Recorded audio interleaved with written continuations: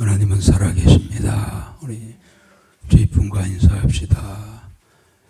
잘 오셨습니다. 오늘도 은혜의 시간 되시길 바랍니다. 하고 합시다.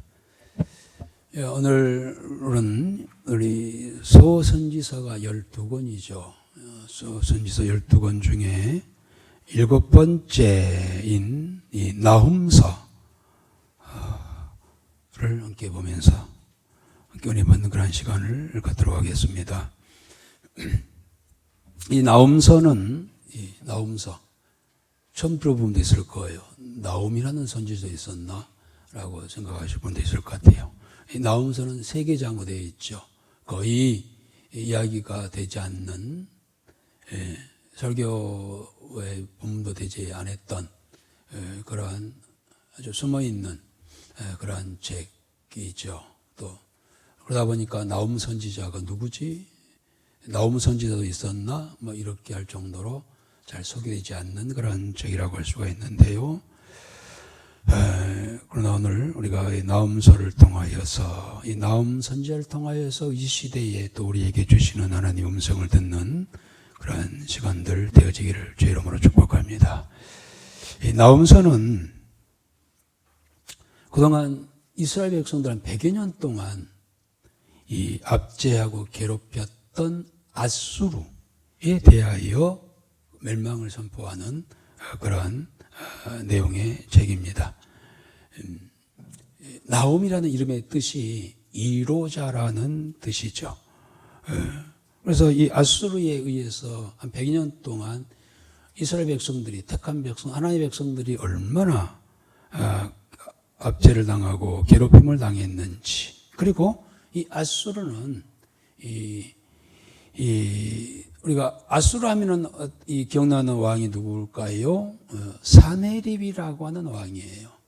사네립은 한 2년 동안 지리하면서 왕이 되면서 주로 이스라엘을, 북이스라엘과 남유다를 괴롭혔던 그러한 왕이었는데요. 이 사네립의 그 통치는 그야말로 가혹하고 억압적인 그러한 인물이었습니다. 이러한 왕에게 그동안 압제를 당하고 괴롭힘을 당했던 이스라엘 백성들, 하나님의 백성들을 또한 위로하는 위로의 메시지라고 할 수가 있겠습니다. 이제 1절에 나옵니다만 이 나홈은 엘고스 사람이라고 했습니다. 엘고스라고 하는 지역은 지금은 있지 않는, 이름이 사라지는 그런 저기 남유다의 작은 마을로 주영합니다. 남유다 사람입니다. 이 나홈이라고 하는 선지자는요. 그리고 이 나홈에 대해서 별로 알려진 게 없어요. 엘고스라고 하는 작은 동네의 출신, 남유다의 출신이다. 뭐 이 정도로만 알려져 있습니다. 그리고 이 나홈 선지자가 활동한 그런 시기는 우리가 바로 앞전 선지자 책이 뭐였나요? 미가서였죠. 미가, 뭐 그 다음에 요나, 아모스 이런 선지자가 있는데요. 이 선지자들보다 훨씬 나중에, 이들보다 한 100년 후에 활동했던 그런 선지자인데요. 그러니까 주전 BC 633년에서 612년은 아수르가 페르시아에 망한 해입니다. 그때까지 활동했던 이 선지자입니다. 그러나 아수르가 612년에 페르시아에 망했지만은요, 한 100년 전에, 그러니까 722년에 이 북이스라엘이 이 아수르에 망했잖아요. 그러니까 아수르가 북이스라엘에 망한 후 한 100년 후에 이 나홈 선지자가 활동했다는 겁니다. 직전에, 아수르가 망하기 직전에 활동을 했습니다. 그래서 이 나홈은 연하도 그랬죠. 연하도 4개장을 통하여서 대상이 누구였나요? 니느웨였죠. 아수르 수도인 니느웨였습니다만은 나홈도 이 니누에 곧 아수르를 향한 그런 메시지를 전하는, 예언을 전하는 그러한 내용입니다. 그러나 다르죠. 요나의 내용은 요나의 메시지 내용은 뭐였나요? 100년 전에 요나의 메시지는 물론 대상은 아수르 곧 니느웨였지만은 내용이 뭐였나요? 그렇죠. 아수르여 회개하라 라고 하는 그런 메시지를 전했습니다. 회개하고 구원에 대한, 회개할 때 하나님께서 이 멸망의 이 시간을 처리하실 것이다 하면서 회개와 구원에 대하여 언급했다면 나홈은 이제 끝이야. 이제 아수르는 망이 된다. 물론 그 이유가 있지요. 그렇습니다. 그래서 이 나홈 선지자나 요나 선지자는 같이 아수르를 니느웨를 향하여 이렇게 메시지를 선포했지만은 내용이 달랐죠. 나홈은 이제 하나님의 심판이 가까웠다는 이야기를 하고 있습니다. 말씀드린 것처럼 이 아수르는 이제 그 후로 이 페르시아에 의해서 612년에 멸망하게 되는데요. 어쨌든 이 아수르는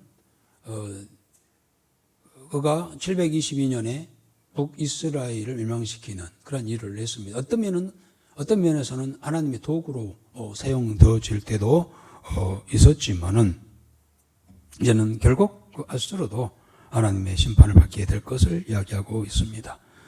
말씀드린 것처럼 그 이유는 남아있는 기록을 보면은요, 이 아수르는 아주 잔인하고 포악하기로 유명했다고 그렇게 기록이 되어 있습니다.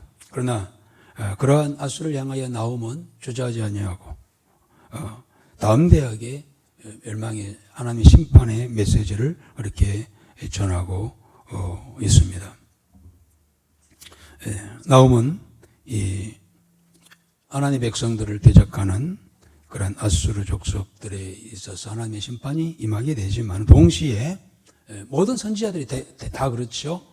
선지자들이 결국은 하나님의 은혜와 자비하심과 그리고 구원하심이 있다.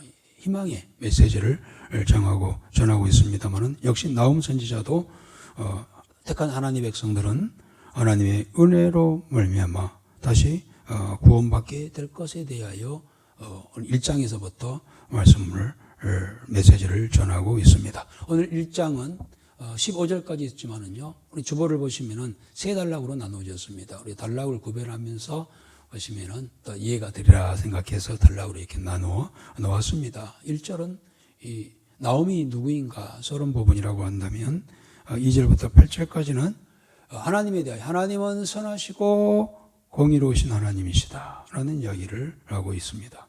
그리고 9절부터 마지막 절까지는 결국 그로 인하여서 니느웨 곧 아수르는 심판이 임하게 될 것과 동시에 유다의 이스라엘 백성들 곧 하나님의 백성들의 구원에 대한 이야기가 9절 이하에 좀 나오고 있습니다. 자, 한 절 한 절 함께 보면서 말씀 속에 우리에게 주시는 그런 말씀을 함께 묵상하는 시간을 갖겠습니다. 먼저 1절 한번 읽어보겠습니다. 1절을 니느웨에 대한 경고 곧 엘보스 사람 나홈의 묵시에 이르라. 그렇습니다. 아주 엄숙하게 선포를 하고 있죠. 니느웨에 대한 경고다. 아수르죠. 말씀드린 것처럼 이 나홈은 엘고스 사람이라고 하는 것을 기록을 하고 있습니다. 100년 전에 곧 요나 선지자를 통하여 아수르 곧 니느웨에는 경고를 받았잖아요. 그렇게 살면 하나님의 심판이 임한다. 회개하라고 할 때 그들은 왕부터 시작해서 모든 백성들이 짐승들까지 금식하면서 회개했다는 기록이 나오고 있습니다. 그런데 세월이 지나면서 그들은 하나님의 뜻을 배반하고 더욱 교만해졌다고 하는 것이죠. 그리고 악랄해졌습니다. 그리고 하나님의 백성들 이스라엘 백성들과 남유다 백성들은요, 그들이 고난 속에 있지만은요, 그들은 그러한 아수르에게 또한 바빌론에게 그러한 한때에 엄청난 고난을 받았지만은 그 기간은 하나님 훈련 과정이었잖아요. 훈련 기간이었잖아요. 그런데 훈련 기간이었지만 하나님께서는 백성들 버리지 않으셨잖아요. 그런데 그들을 향하여 이 아수르나 바벨론은 얼마나 잔인하게 대하였습니까? 거기에 대한 하나님의 심판이죠. 물론 자체의 제약도 있지만 하나님 백성에 대하여 그토록 가혹하게 압제하며 괴롭힌 것에 대해서 하나님께서 심판하시는 그러한 내용이라고 할 수가 있겠습니다. 요나 선지자는 그랬잖아요. 니느웨 성을 향하여 회개를 선포할 때 선포를 했습니다. 그랬더니 니느웨 성들 백성들이 다 회개하고 돌아왔잖아요. 그때 요나가 어떤 자세를 취했습니까? 요나서 4장에 보면은 하나님께 불평했어요. 대항했어요. 하나님, 왜 저들을 살려주십니까? 구원하십니까? 우리를 그렇게 괴롭혔는데요. 그러니까 요나는 니느웨 성 회개에 대한 사명 가졌지만 도망갔잖아요. 내가 말을 안 하면 저들 다 망할 것이다. 회개하지 아니함으로 망할 것이다 했는데 하나님께서 강권적으로 그걸 다시 니느웨에 보내셔서 선포하게 했잖아요. 대충 이렇게 사흘 동안 돌아다니면서 전해야 할 것을 하루만 그렇게 했음에도 불구하고 말씀드린 것처럼 왕부터 모든 백성들이 다 회개하고 돌아와 버렸어요. 여기에 대해서 요나는 굉장히 못마땅히 생각했잖아요. 악한 자를 왜 징벌하지 않습니까?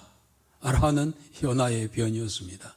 그러나 우리가 기억해야 할 것은 하나님의 생각과 우리 인간의 생각은 다르다고 하는 겁니다. 하나님의 방법, 우리의 방법과 하나님의 방법이 다르고 우리의 생각과 하나님의 생각이 다르고 하나님의 때와 우리의 때가 다르다는 겁니다. 요나는 당장 저들을 진멸했으면 좋겠는데 그러나 하나님은 그런 생각이 아니었죠. 물론 제약된 자들을 가만히 두고 계시지 않지만은 때가 있다는 거예요. 방법이 다르다는 거예요. 요나는 지금 당장 저들을 진멸하소서 라고 하는 그러한 자세였지만 하나님은 때가 있다는 것이죠. 그러나 한 100년 후에 이 나움 선지자가 이제는 하나님의 때가 되었다라고 하면서 하나님의 진노의 심판을 선포하는 그런 내용으로 시작이 됩니다.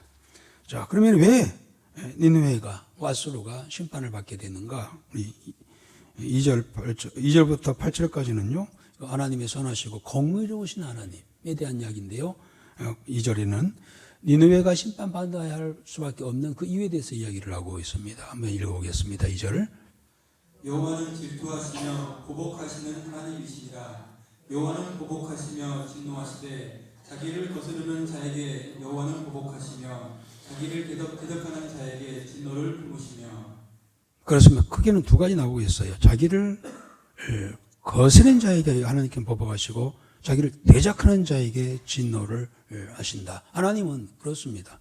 하나님은 참으로 인자하시고 자비로우시고 또 인내하시는 하나님이시지만 결국 자기를 거스리는 자, 또 자기를 대적하는 자에게 진노를 품으신 하나님입니다.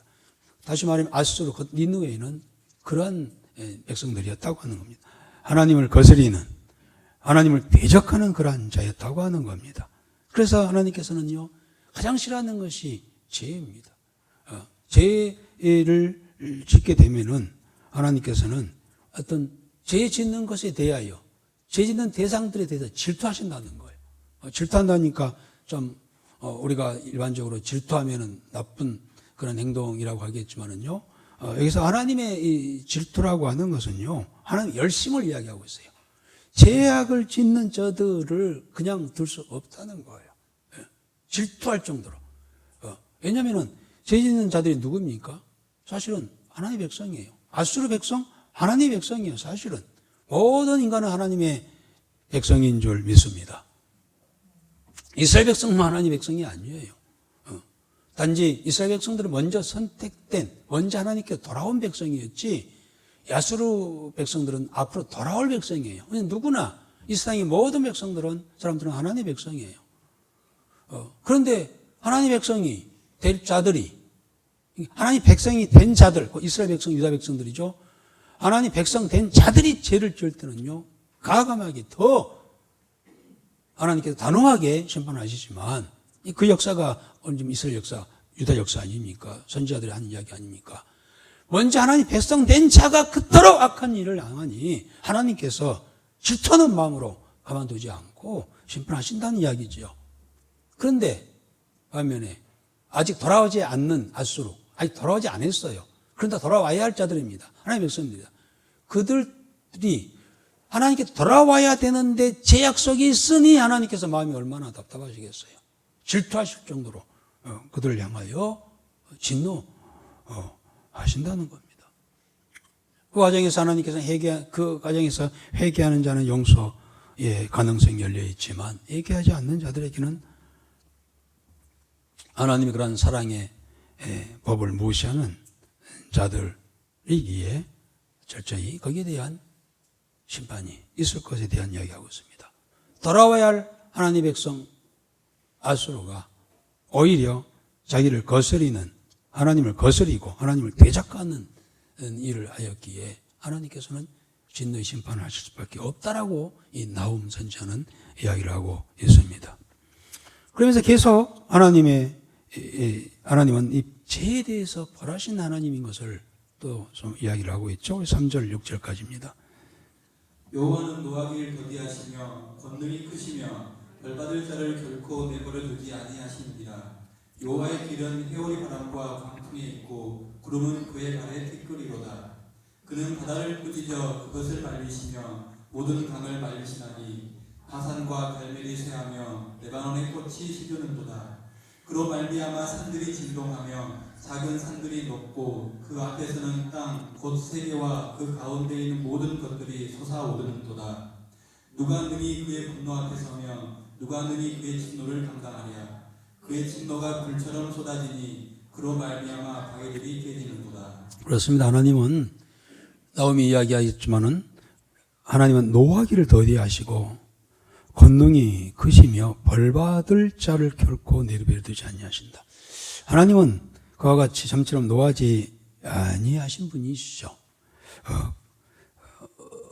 결국 회개하고 돌아오기를 기다리고 돌아오기까지 오래 참고 기다리시는 그러한 하나님이십니다. 그렇기 때문에 우리가 자칫 우리가 이 세상의 악한 자들을 향하여 우리가 왜 하나님께는 즉시 저들을 하나님 살아계시다고 한다면 제약된 저들을 하나님께 좀 심판 좀 하시고 같은 처벌을 좀 하시지 왜 그대로 두실까라고 실망할 때도 있지요. 요나가 그랬잖아요. 요나가 저 니느웨 성 그토록 잔인한 저희들 하나님 진노의 심판을 하시지 왜 내버려 두십니까? 그리고 회개했다고 받아주십니까? 이게 이 요나의 그러한 원망 섞인 그러한 말이었잖아요. 사실 그렇습니다. 초대교회 때 기독교인들을 얼마나 저 로마 사람들이 괴롭혔습니까? 로마의 10명의 왕이 기독교인들을 거의 200년 동안 기독교인들을 그렇게 비박을 했습니다. 그때 많은 기독교인들이 그랬어요. 하나님, 이해가 안 갑니다. 왜 저 잔인한 네로 왕제라든지 이런 왕제들이 기독교인들을 저렇게 우리를 괴롭히는데 그냥 두십니까? 히틀러에 의해서 600만이나 명이나 희생당한 유대인들은요, 그 희생을 당하는 과정에서요, 하나님을 얼마나 원망을 했겠습니까? 이해가 되지 않잖아요. 그리고 우리 민주당 그러잖아요. 하나님, 저희 김일성, 김정일, 김정은, 우리 입장이죠. 저들 왜 저렇게 허위의식 하도록 놔두고 저들을 당장 심판하지 않습니까? 하나님 살아계십니까? 뭐 하면서 의심할 때가 있잖아요. 우리 개인적으로도 그래요. 우리 개인적으로 믿음으로 살고 바르고 정직하게 살아가려고 하는데 괴롭히는 자들이라든지 또 그렇지 못한 자들이 잘된 것들에 대해서 우리는 괜히 원망하고 그리고 또 하나님에 대한 의심을 갖게 되잖아요. 그러나 오늘 또 물론 여호와는 노하기를 더디하시는 그러한 하나님이시다. 그러나 분명한 것은 물론 방법과 때는 시기는 다르다 할지라도 반드시 하나님은 공의의 하나님이시기 때문에 그 공의가 드러난다는 겁니다. 결코 그들의 제약을 그대로 버려두지 아니하신다는 겁니다. 나오면 그겁니다. 최후의 승리자는 아수르가 아니라 하나님이시다. 사실을 머지않아 보게 될 것을 나오면 이야기를 하고 있습니다. 계속해서 이 나오면요. 그러나 하나님은 그렇게 공의의 하나님이시지만 그래서 제약된 것들에 대하여 반드시 심판하시는 하나님이시지만 그러나 그를 의리하고 그를 신뢰하고 그에게 피하는 자에게는 산성이 되신다. 이야기를 또 나오면 합니다. 우리 7절 8절 한번 읽어봅시다. 여호와는 선하시며 환난 날에 산성이시라. 그는 자기에게 피하는 자들을 아시느니라. 그가 범람하는 물로 그곳을 진멸하시고 자기 대적들을 흑암으로 쫓아내시리라. 그렇습니다. 그런가 하면 하나님은 선하시고 또 환난 날에 산성이시라. 자기들에게 피하는 자들을 아시느니라. 역사 속에 그런 일이 있었죠. 히스기야 왕 때입니다. 히스기야 왕 때라고 한다면은요, 이미 이 아수르가 722년에 북이스라엘을 멸망시키고 한 80년, 90년 후인 히스기야 왕 때 예루살렘을 향하여 쳐들어왔어요. 그 이야기가 우리가 이미 보았어요. 이사야서를 통하여서 아수르 사네립이 남유다를 공격해온 이야기를 했어요. 다 잊어버리죠. 생각되어지는데요. 히스기야 왕은 남유다 20명의 왕 중에 선한 왕이었잖아요. 선하다고 하는 것은 다른 것보다도요, 하나님을 신뢰하고 의지하고 또 하나님을 향하여 늘 기도하는 경건의 삶을 살았다고 하는 겁니다. 그래서 16번째 왕이었던 히스기야 왕 때 아수르 사네립이 침입해 오잖아요. 이때 히스기야 자세는 어떤 자세였을까요? 철저히 하나님께 나갑니다. 그리고 그 사실을 다 이야기합니다. 하나님, 저 사네립이 공격해 왔습니다. 반면에 우리는 힘이 없는 자 아닙니까? 그때 18만 5천 명을 군대를 몰고 예루살렘을 이렇게 에워쌌잖아요. 풍전등화의 그런 상황이었죠. 이때 히스기야는 철저히 하나님을 신뢰하고 의뢰하지요. 그리고 그 당시에 선지자가 누구였나요? 이사야였죠. 이사야 선지자에게 전가를 보내서 이 난국을 위하여 하나님께 기도해 주세요 하고 히스기야가 기도 부탁을 이사야에게 합니다. 그렇습니다. 결과 어떻게 됐을까요? 오늘 7절에 여호와는 선하시며 환난 날에 산성이시라 그랬습니다. 그러한 하나님께 피하는 히스기야와 예루살렘 남유다를 하나님께서 보듬어 주십니다. 안아 주십니다. 보호해 주시고 지켜 주십니다. 하나님은 그들의 손에 피 한 방울 묻히지 않게 하시고 18만 5천 명을 아수르 대군을 물리치는 장면이 이사야서 37장에 나오잖아요. 히스기야에게 예루살렘에게는 하나님께서 산성이 되어 주시죠. 그러나 반면에 그가 범람하는 물로 그것을 진멸하시고 8절은 아수르에 대한 이야기입니다. 그리고 자기 대적들을 흑암으로 쫓아내신다라고 했습니다. 니느웨는 아수르는 곧 범람하는 홍수로 그들을 쓸어버릴 거다라는 이야기입니다. 이 범람한 홍수가 누굴까요? 물론 실질적으로 이 니느웨 성이 멸망할 때요, 바로 그 옆에 흐르는 티그리스 강이 흘러가고 있습니다.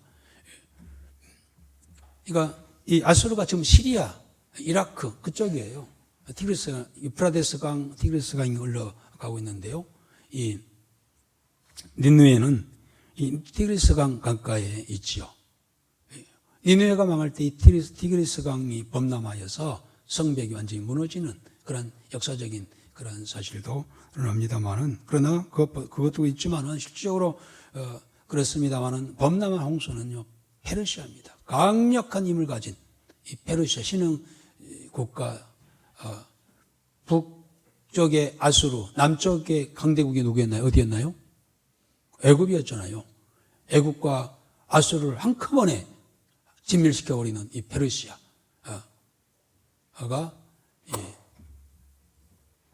에 의해서 이 니느웨가 망하게 되지요. 그리고 8절 하반절에 자기 대적들을 흑암으로 내쫓겠다는 것은 아예 영적 암흑시대를 맞게 할 것이고, 피할 수 없는 패배와, 그리고 결국은 뭡니까? 궁극적인 것은 영원한 심판이 그들에게 있을 것이다 라는 이야기하고 있습니다. 그래서 이 아수르가 망하는 그 과정이 나중에 나옵니다만은, 그와 같이 하나님은 그에게 피하는 자에게는 안전한 산성이 되시지만 아수르와 같이 거슬리고 대적하는 자에게는 하나님의 진노 심판이 있다고 하는 것을 말씀합니다. 오늘 우리가 이러한 말씀을 들어야 할 이유가, 알아야 할 이유가 뭡니까? 그래요. 우리가 그렇습니다. 우리가 삶을 살아가는 과정에서 이런 일, 저런 일, 어려운 일, 힘든 일, 고통스러운 일이 찾아오기도 하고, 때로는 이기도 찾아올 때도 있습니다. 그러나 우리는 항상 좋을 때는 야고보 선생가 그랬죠. 우리가 좋은 날에는 좋은 일이 있으면 찬양하고, 어려운 일이 있으면 기도하고, 기도하는 말은 하나님께 피하고, 하나님 의뢰하고, 하나님을 신뢰하고, 이게 우리 성도들의 가장 기본적인 자세예요. 우리에게 어려움도 찾아와요. 물론 좋은 날도 있죠. 좋을 때는 하나님을 찾아가고, 하나님을 찬양하고, 힘들 때는 하나님을 찾아가서 기도하고. 우리 거꾸로 살아가잖아요, 대부분. 잘 되고 잘나고 좋을 때는 교만해지고 나태해지고, 이번 금요일날도 그런 이야기 했어요. 금요일 기도회 때도 사람이 그런 것 같아요. 배가 부르고 등이 따뜻하면은요 하나님 신뢰하려고 하지 않아요. 기도하려고 하지 않아요. 좋다 하고 자만해지고 거만해지고 교만해지고 한 것인가요? 그러니까 또 이야기합니다만은 기독교가 한 나라에 들어갔을 때 한 200년 이상을 버티지 못한다는 거예요. 어디 왔어요? 2000년 역사를 보면은. 왜 그랬을까요? 처음에 들어갈 때는 아주 극한 어려움 속에, 가난 속에 있었어요. 기독교를, 복음을 받아들였을 때 하나님께서는 그들을 삶을 이렇게 피워줘요. 잘 되게 해요. 잘 되게 해줍니다. 우리나라도 그랬잖아요. 우리나라가 기독교가 120, 30년 됐습니다만은, 기독교 들어올 때 우리나라 그야말로 이 보잘것없다기보다도 한 선교사가 그렇게 보고합니다. 한국 사람들은 사람인지 짐승인지 분간이 되지 않는 자들이 많습니다. 또 이야기하면 제가 한 10몇 년 전에 필리핀을 갔어요. 한 섬, 큰 섬 속에, 큰 섬에 가가지고 거기에 원주민들을 전도할 때였어요. 우리 청년들 중에 같이 간 분들 있을 거예요. 우리 최가병 집사나 간 분들 있을 거예요. 가서 우리가 갔더니요, 산이야, 산. 아무것도 보이지 않아. 집도 없어요. 그런데 우리가 갔다 오니까 어디서 한 사람 한 사람 이렇게 막 나오는 거예요. 집이 없는데 어디서 나오지? 보니까는요. 어디서? 굴이요. 땅굴 속에서 나온 거예요. 그래가지고 이 모습이 완전히, 그러니까 이제 예부에서 스님이 왔다고 하니까요, 뭐 단장하긴 하는데, 해가지고 하는데 머리가 또 그분들은 좀 약간 곱슬곱슬하잖아요. 평상시는 막 사는 모양이에요. 근데 우리 왔다고 뭐 손으로 빗었는지 빗으로 빗었는지 이렇게 빗길 빗었는데 와서 이렇게 우리에게 다가오는데요. 깜짝 놀랐어요. 분명히 사람인 것 같지만 사람인 것 같지 않아요. 짐승이 걸어온 것 같아요. 또 막 저래하고, 그리고 우리 앞에 가까이 와서 우리 보고 미소를 짓는데요. 웃는데요. 이빨이 완전히 노란 거예요. 그러니까 평생 이 치솔질도 안 했어. 안 했어요. 그렇게 살아가고 있더라고. 이게 사람인지 짐승인지. 깜짝 놀랐어요. 그래서 성교사님은 그분들하고 악수를 하고 포옹을 해줘야 된대요. 교육받았거든요. 그건 도저히 앞에 다가가기가 싫어. 무서워. 정도야. 포옹, 악수, 포옹 못하겠어. 그래서 악지를 못했던 것 같은데, 이 모습이 우리나라 120, 30 기독교가 들어왔을 때의 그 모습이에요. 그래서 선교사가 한국인은, 조선인들은 사람인지 아닌지 분간이 안 된다고 그렇게 보고를 올렸어요. 그러나 이제 복음을 받아들이고 점차 환경이 바꿔지면서 엊그제 이야기 보니까는 뉴스 보니까 세계의 이 원화를 가장 많이 보유하고 있는 나라, 물론 첫 번째가 미국이겠죠. 두 번째가 중국이고, 세 번째가 영국, 프랑스, 그리고 다섯 번째가 어느 나라인지 아세요? 다섯 번째가 어디요? 어디 나라? 다섯 번째. 깜짝 놀랐어요. 다섯 번째가 대한민국이에요. 이런 나라가 됐어요. 그것도 어디에 있는지 잘 모르겠습니다만. 세계 다섯 번째. 그것까지는 좋은데, 반면에, 얼마나, 기독교 넣을 때 배가 부르고 등이 따뜻하니까, 자만해지고, 태만해져요. 게을러져요. 이제 하나님 없어도 돼. 우리 잘 처먹고 잘 살아. 이런 시대가 되었다는 거예요. 이건 우리가 경성을 해야 하는 그런 부분이죠. 깨어있지 않냐면 이 사실을 몰라요. 내가 지금 어떤 위치에 있는지, 어떤 상황에 있는지 알 수가 없어요. 우리 궁극적으로 우리가 이 세상에서 온전히 영원토록 사는 존재가 아니잖아요. 오늘일지 내일일지,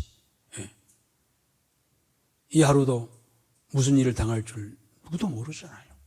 그런 상황에 우리가 살아간다고 하는데, 우리의 궁극적인 우리의 처소는 하나님의 나라가 아니겠습니까? 그 나라를 바라보면서 살아가야 할 그러한 주의 백성들이 이제 잘 되고 잘 먹고 잘 사니까 하나님을 예면하는 거예요. 계속해서 우리 9절부터 15절까지는요. 그로 인하여서 아수리의 멸망과 이스라엘의 구원에 대한 선포가 기록이 되어 있습니다. 9절 한번 읽어보겠습니다. 너희는 여호와께 대하여 무엇을 꾀하느냐? 그가 온전히 멸하시리니 재난이 다시 일어나지 아니하리라. 그렇습니다. 이 니느웨를 향한 그런 나홈의 선포입니다. 그들이 여러 가지 주를 거역하는 음모를 꾸몄어요. 사실 그랬잖아요. 701년에 예루살렘 히스기야 왕 때가 바로 701년이었거든요. 701년이면 그 아수르가 북이스라엘을 멸망시키는 한 20년뿐이 안 되죠. 21년, 722년에 재배 점령을 했으니까 그걸 한 20년 후에 다시 16번째 왕인 히스기야 왕 때 남유다를 침공해 왔잖아요. 이스라엘 백성들을, 남유다를 침공한다는 것은, 대적한다고 하는 것은 하나님을 대적하는 일이라고 하는 겁니다. 그래서 하나님께서는 예루살렘을 향하여 음모를 꾸미고 하는 그들을 온전히 멸하시겠다고 하셨죠. 그리고 재난이 다시 일어나지 아니하리라. 바로 이 이야기가 나중에 아수르가 남유다를 히스기야를 침공했지만은 그들은 빈손으로 돌아가게 됐죠. 재난이 다시 일어나지 아니하리라. 유대 백성들에게는 다시 그러한 재난이 있지 아니하리라고 나훔 선지자는 그렇게 이야기를 하고 있습니다. 그러나 이 10절 11절에서는 오히려 악한 사네립의 왕은 죽게 될 것을 이야기하고 있습니다. 10절 11절입니다. 가시덤불같이 엉클어졌고 술을 마신 것 같이 취한 그들은 마른 지푸라기같이 모두 탈 것이거늘 여호와께 악을 꾀하는 한 사람이 너희 중에서 나와서 사악한 것을 권하는도다. 그렇습니다. 이 사네립 왕을 향하여 이야기를 하고 있습니다. 말씀드린 것처럼 아수르 제국 시대의 가장 악랄한 그런 왕이 바로 사네립이죠. 사네립은 한 22년 동안 이 아수르의 왕이 되면서 가장 북이스라엘과 남유다를 괴롭혔던 그런 왕이었던 것이죠. 그리고 주전 말씀드린 것처럼 701년에 유다를 위협하고 하나님을 모욕하는 그런 일을 하였지만 하나님께서는 막으셔서 예루살렘을 함락하지 못하도록 그렇게 하셨죠. 이사야서 36장, 37장이 이 내용이 기록이 되어 있죠. 오히려 그는 이 가시덤불처럼 엉클어지고 술고래처럼 골아 떨어져서 마른 건불처럼 다 타버릴 것이다. 그가 죽을 것에 대한 예언입니다. 우리가 이사야서 37장에 봤습니다마는 그가 예루살렘 침공에 와가지고 실패하고 돌아가가지고 자기 아들에게 죽습니다. 아들에게 죽임을 당하지요. 그래서 10절 11절에는 가장 악랄했던 왕, 이 사네립의 앞으로 죽을 것에 대한 예언을 나움은 이렇게 하고 있고요. 계속해서 이 아수르의 멸망에 대한 예고가 12절 13절입니다. 읽어보겠습니다. 여호와께서 이같이 말씀하시기를 그들이 비록 강하고 많을지라도 반드시 멸절을 당하리니 그가 없어지리라. 내가 전에는 너를 괴롭혔으나 다시는 너를 괴롭히지 아니할 것이라. 이제 내게 지은 그의 mon해를 내가 깨뜨리고 내 결박을 끊으리라. 그렇습니다. 이제 결국 그러한 아수르는 앞으로 하나님의 진노의 심판에 의해서 멸망하게 될 것이다. 그들이 힘이 막강하고 수가 많을지라도 잘려서 없어질 것에 대한 이야기를 하고 있습니다. 그리고 비록 하나님께서 지금 북이스라엘이나 남유다를 훈련하고 있잖아요. 훈련하고 있어서 그걸 고통으로 괴롭히는 것으로 표현하고 있습니다만은 훈련하고 있어요. 시련, 그들은 단련하는 과정입니다. 다시는 이제 아수르가 멸망함으로 인하여서 더 이상 유다는 북이스라엘은 이미 북이스라엘은 망해가지고 뭐 사마리아상 흔적만 있습니다만은 다시는 회복이 될 것이고 다시 하나님의 그러한 괴롭힘이 있지 아니할 것이다 하면서 이제는 아수르에 대한 멍에를 벗겨 주시겠다라고 그렇게 하나님께서는 나훔 선지자를 통하여서 말씀하시죠. 하나님 백성들에게 위로하고 그동안 수고한 것들에 대해서 위로하고 또 위안을 주시는 그러한 말씀이죠. 14절입니다. 아수르가 완전히 멸망할 것에 대한 이야기입니다. 나 여호와가 내게 대하여 명령하였나니 내 이름이 다시는 전파되지 않을 것이라. 내가 내 신들의 집에서 새긴 우상과 부은 우상을 멸절하며 내 무덤을 준비하리니 이는 내가 쓸모없게 되었습니다. 그렇습니다. 완전히 너의 이름이 다시는 전파되지 아니할 것이다. 아수르라는 이름이 이제 없어집니다.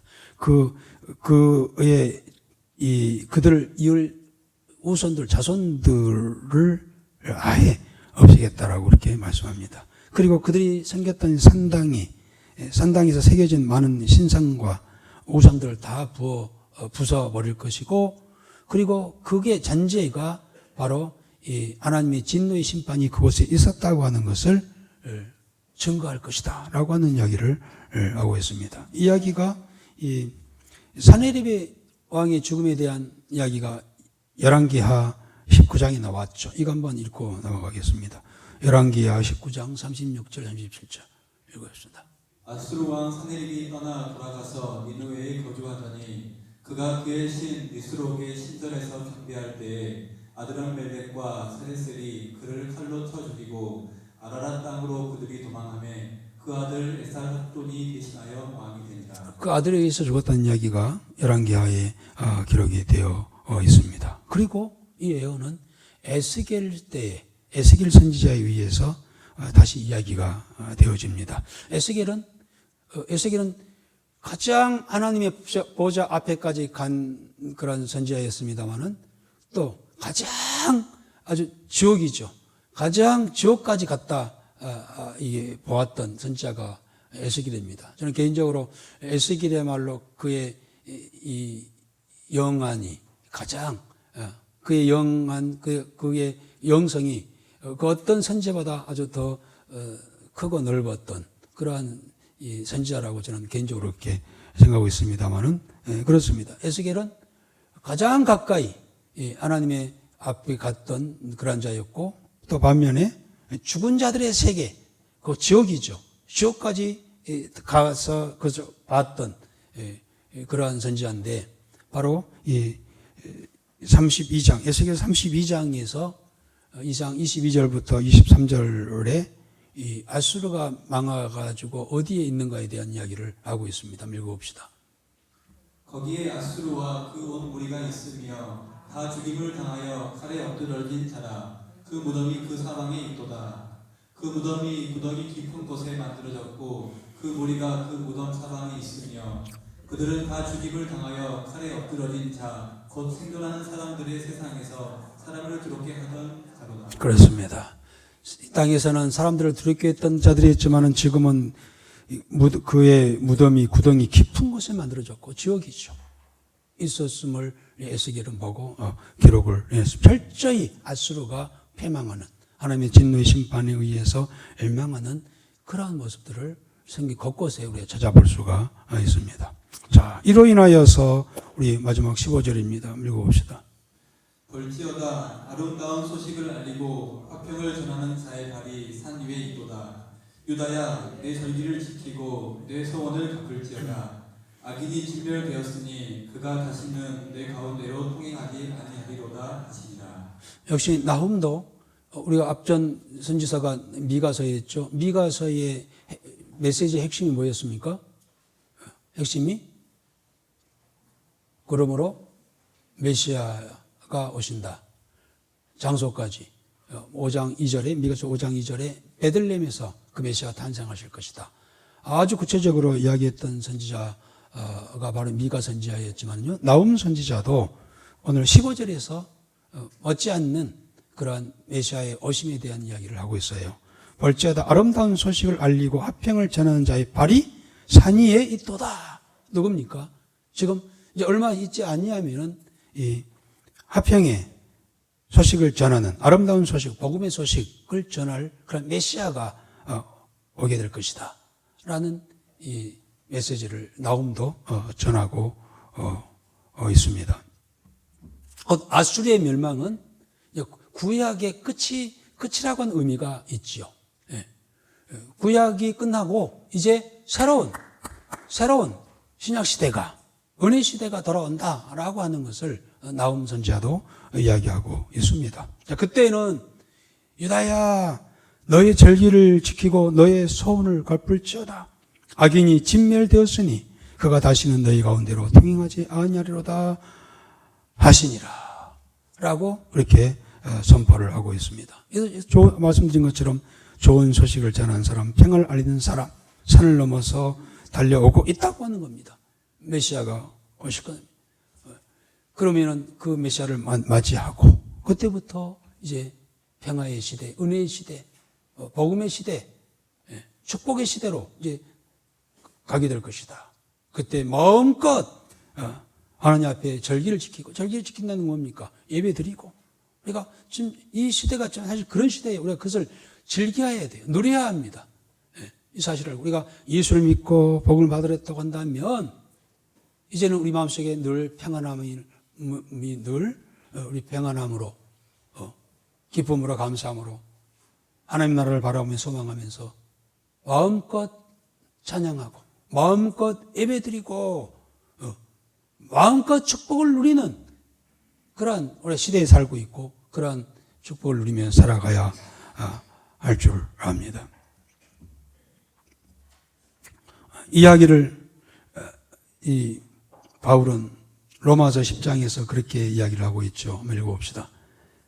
그런즉 그들이 믿지 아니하는 일을 어찌 부르리요 듣지도 못한 일을 어찌 믿으리요 전파하는 자가 어찌 들으리요 보내심을 받지 아니하였으면 어찌 전파하리요 기록된 바 아름답도다 좋은 소식을 전하는 자들의 발이여 함과 같으니. 사도 바울도 복음을 전하면서 이 이야기를 인용해서 나움 선지자의 메시지를 인용해서 이제 아름답도다 좋은 소식을 전하는 자들의 발이 함과 같으니라고 하면서 평화의 시대, 복음의 시대가 왔으니 그를 회개하고 그 예수님을 영접하고 그와 함께 천국을 누리는 그러한 우리의 삶을 살아가자라고 이 바울도 그렇게 해주고 있습니다. 여러분, 하나님은 노하기도 더디하시고 또 그를 의리하는 자에게 피난처가 되시는 하나님이신 줄 믿습니다. 그러나 동시에 죄에 대해서는 철저히 심판하시는 공의의 하나님이시라고 하는 것을 우리가 또 이 아침에 기억해야 할 줄 압니다. 그럼 우리가 더욱더 영적으로 각성하면서 또 우리의 삶이 주께서 보시기에 온전한 그러한 삶, 그리고 무엇보다도 거룩한 주의 백성답게 늘 경건의 연습을 하고 그리고 주의 인자하심과 신실하심을 늘 의지하면서 아직 믿지 않는 많은 심령들에게 이 복음의 깊은 소식을 전하는 그런 우리의 남은 삶이 되어지기를 주 이름으로 기원합니다.